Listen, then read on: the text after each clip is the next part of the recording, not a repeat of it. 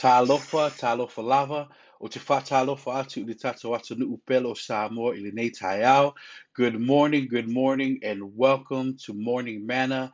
It is a privilege to be with you all this morning to give you a devotional thought from the Word of the Lord. I want to thank our administrators for allowing me to be part of this team that serves our people in our communities all over the North American division. This month we are talking about this word, integrity, Amyosao. And so I just want to give you what the Lord gave me. He took my attention to the book of Psalms chapter 7. That's where our devotional thought will come to us from. Psalms chapter 7. I want to read 1 through 9 and then end at verse 17. Psalms chapter 7, 1 through 9, and I want to end at verse 17. I'm reading from the New Revised Standard Version. I want to get right into the Word of God. So if you have your Word with you, would you read along with whatever version you have? And it says it this way: O Lord my God, in you I take refuge. Save me from all my pursuers and deliver me, or like a lion, they will tear me apart. They will drag me away with no one to rescue. O Lord my God, if I have done this, if there's wrong in my hands, if I repaid my ally with harm or plundered my foe without cause, then let the enemy pursue and overtake me, trample my life to the ground, and lay my soul in the dust. Verse 6: Rise up, O Lord, in your anger, lift yourself up against the fury of my enemies. Awake, O my God, you have appointed a judgment. Let the assembly of the peoples be gathered around you and overtake it to your seat on high. The Lord judges peoples. Judge me, O Lord, according to my righteousness and according to the integrity that is in me. Verse 9: Oh, let the evil of the wicked one come to an end, but establish the righteous, who you test the minds and hearts, O righteous God. I want to end now at verse 17. And verse 17 simply reads this way: I will give to the Lord the thanks due to his righteousness. Did you guys hear that this morning? I will give to the Lord the thanks due to his righteousness and sing praises to the name of the Most High God. This morning, for the next couple of moments, I'd just like to give a devotional thought under the simple subject: integrity in the face of opposition. Integrity in the face of opposition. Let's pray, family. Father God, in the name of Jesus, I'm praying for the outpouring of your Holy Spirit this morning, that God, as we've come to eat and feast on this word, that God, you would not only fill us with your Holy Ghost, but God, you would encourage us to have integrity in the face of opposition. Lord, have your way within this time that we have together now. Be glorified, be magnified, and let your people be edified. In Jesus' name we pray. Amen and amen. Integrity in the face of opposition. Integrity, for our understanding, comes from the word tuma, which comes from the root word tom, which means completeness, full, whole, and even uprightness. And for our working definition this morning, when we hear of the word integrity or amyosao, I want us to think about its connection to righteousness, righteousness, righteousness. In other words, our integrity is connected directly to righteousness. And righteousness is the demonstration, the living out, so to speak, of God's innate character of holiness. I'll say that again, and this is according to the New International Version application commentary. It says righteousness is the demonstration, the living out, so to speak, of God's innate character of holiness. And let's be completely honest this morning. Having integrity or being upright for our understanding and working purposes this morning in the midst of opposition isn't always easy. I'll say it this way. And let us be completely honest this morning. Having integrity or being upright or being humble in the midst of opposition, or being full or perfect in the midst of opposition, isn't always an easy thing to do. Having integrity when you're under attack because of what others think of you is not always an easy pill to swallow. Having integrity, even in the midst of attacks of the enemies on our lives, health, and families is not an easy pill to swallow, nor is it an easy concept to understand. But in the midst of opposition, I believe that God wants us to continue to hold on to our integrity, because our integrity is rooted to His righteousness, and His righteousness is rooted to His holiness. I didn't hear no one talk to me this morning, but I come to you this morning because the psalmist teaches us four quick lessons of what integrity looks like in the midst of opposition. The psalmist this morning in chapter 7 of the book of Psalms teaches us four principles that we must do in the face of opposition. In the midst of opposition, what are we supposed to do? And I believe that the psalmist, right here at the very beginning in verse 1, teaches us that the first thing you must do to have integrity in the midst of opposition is to make a declaration. To make a declaration. The first point is to make a declaration. What are you talking about, Pastor? Well, I'm glad you asked. Anytime you are faced in opposition, you ought to make a declaration of who God is for you. You see it there in verse 1. He says, the Bible says it this way. He says, "You are my refuge." It's there in verse 1. "O Lord my God, in you I take refuge." In other words, he's making a declaration even as he's being pursued by Cush the Benjamite and threatening his life. But he's making a declaration as he comes to the Lord of who God is to him. He says, "Oh Lord my God, in you I take refuge." And I need someone here this morning to understand that in the face of opposition, we have to make a declaration of who He is, because the psalmist recognizes that not only is He Lord and God, but He's also refuge. He's a place of safety. He is a safe place. He is a protector. He is a deliverer. And so He comes just letting us know that if we're going to face opposition and keep our integrity that is rooted in our righteousness, that is rooted in the righteousness of God, and then also rooted in the holiness of God, then we ought to be able and be comfortable enough to make a declaration before the Lord of who He is. And I don't know what you're going through this morning, what you're going through this month, what you're going through in this season of COVID-19. But why I want to just encourage the people of God and suggest to you that if we're going to have integrity in the midst of opposition, we have to make a declaration about who God is. Yes, I said it. You have to make a declaration of who God is. Not only does the psalmist teach us here that we have to make a declaration, but the psalmist also does something special in verses 3 to 5, and you can read it in your own understanding.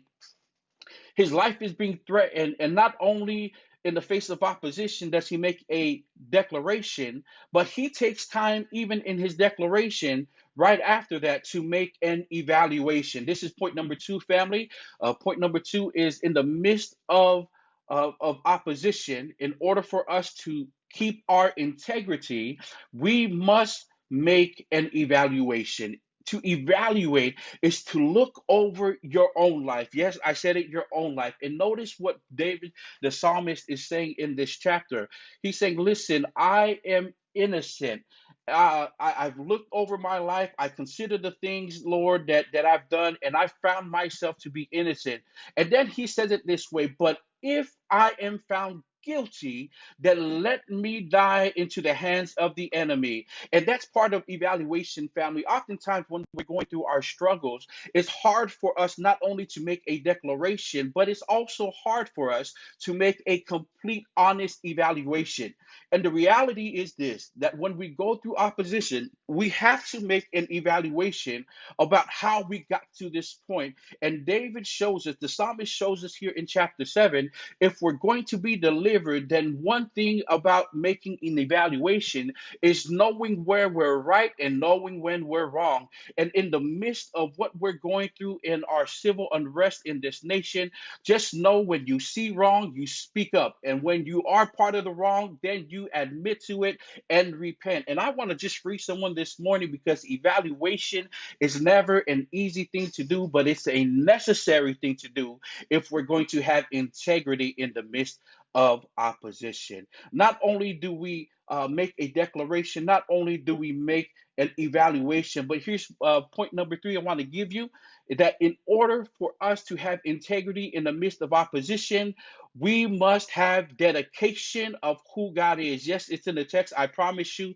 it's in the text. When you read verses 6 through 9, the psalmist is dedicated in proclaiming who God is. Yeah, I'll say it again. The psalmist is dedicated in proclaiming who God is. And you have to know that even in the midst of opposition, when the enemy is against you, you have to be rooted and dedicated and not be moved by anything that is going out on the outside of us. Our extremities, our circumstances that are outside of us cannot dictate who God is. We have to be dedicated to who God is. And so the psalmist teaches us, and he calls God as the righteous judge to come and vindicate him in the midst of opposition. And you can call on God when you're dedicated to his character. And the way you become dedicated to God's character is by knowing him. And you can't know God if you don't spend time with God. You can't know God if you don't spend time with God. And the dedication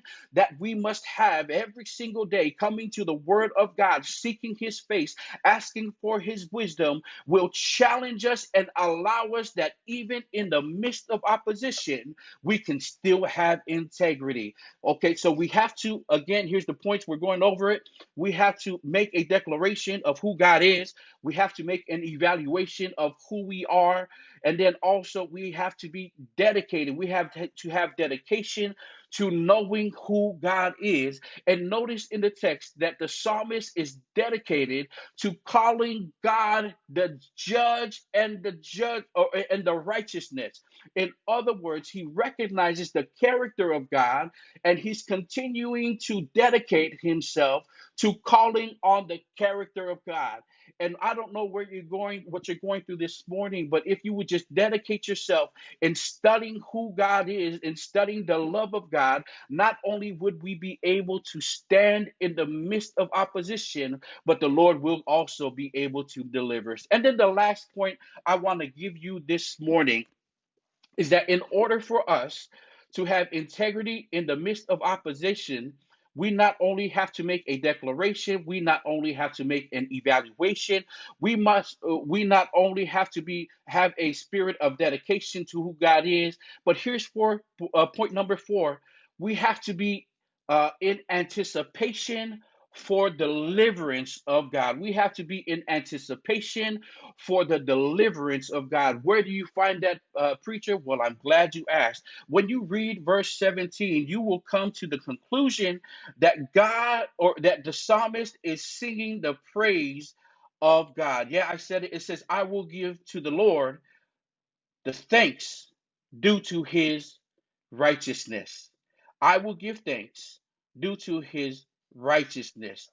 Family and friends, as we come to a close, it's interesting because the psalmist is under attack, and yet he finds in the midst of opposition a place and a space to praise God, even in the midst of what he's going through. He's anticipating the deliverance that will come, because God is not only just, but he's also righteous. In other words, if we were to bring this whole thing to full circle, God is who integrity is intended to be.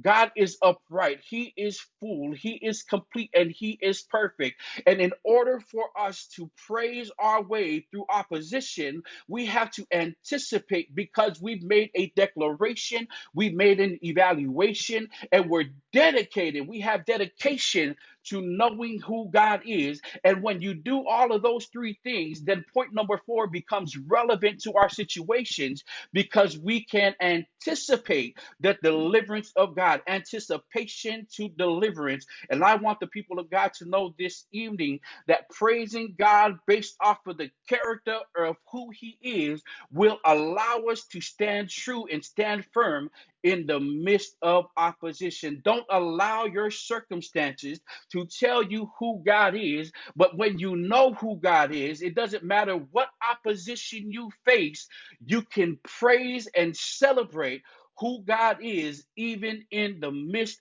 of opposition. We can praise God in anticipation because God is righteous. And because God is righteous, when we self evaluate ourselves this morning, you will discover that you're not righteous, but we serve a righteous God. We're not perfect, but we serve a perfect God. We don't have it all together, but I'm so glad this morning that we serve a God who has everything in order for us to continue to be loved by Him. And so, family and friends, as we close, integrity that we have is based off of the righteousness of God that is connected to the holiness of who God is. And I just want to challenge you this morning, if we're going to stand in the midst of opposition, then we must allow the righteousness of God to cover us in the midst of opposition. Family, I hope you were blessed this morning, and I hope God continues to allow you to stand in the midst of opposition. Let's pray. Father God, in the name of Jesus, we thank you for speaking to us this morning. We thank you for this word, this reminder by the psalmist, that God, even in the midst of opposition, that we must make a declaration of who you are. We must make an evaluation of who we are and of who you are, and then also have dedication, Lord God, this morning to pursuing your face and letting you know the character in which we believe you to be. And we believe you to be a righteous judge who judges us according to your righteousness and not ours. Thank you, Jesus. And then the last place is this, that God, even as we're in turmoil in opposition, that we can still praise you in anticipation for the deliverance that you will bring. And for those who are struggling this morning, we're going to praise you on their behalf in anticipation of what you're going to do for us. Thank you, God, for this revelation. Thank you for the encouragement. Bless us as we go throughout this day and throughout the rest of this week till we meet again. In Jesus' name we pray. Amen and amen. Family, God bless you, God keep you, and may God sustain you.